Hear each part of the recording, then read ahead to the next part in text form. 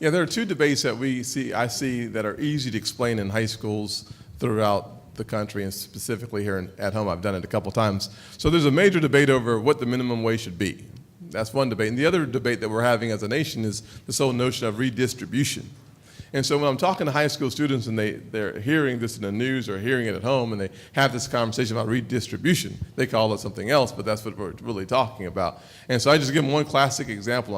I say, how many of you guys are working? More than half of these kids are working. I say, well, what do you make in the minimum wage? They tell me minimum wage today is $7.25 an hour. I assume that's accurate. So I said, well, for every hour you work, I'm going to take $3 out of your paycheck and give it to whoever I want to in the room. And they're all like, no, you can't do that. That's wrong. I'm like, no, that's called the government. And they're like, well, oh. I'm like, do you know FICA, F-I-C-A? That's not your cousin. That's the government. There's some things that are easier to explain through a paycheck. And when people start understanding this notion of redistribution is an involuntary responsibility to give money to folks when you know that your mom needs the money just as bad as anybody else, they find it a little bit offensive.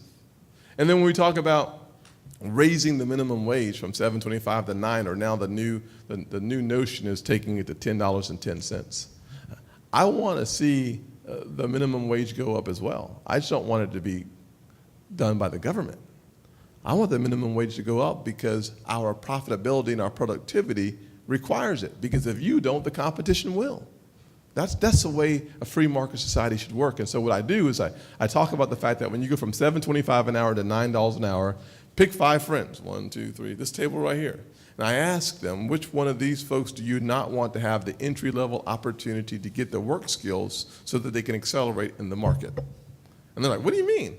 Well, most folks don't understand that there's a trade-off, that when the minimum wage goes up by 25 cents per hour, the employer has to reduce 1 hour in order to break even of service.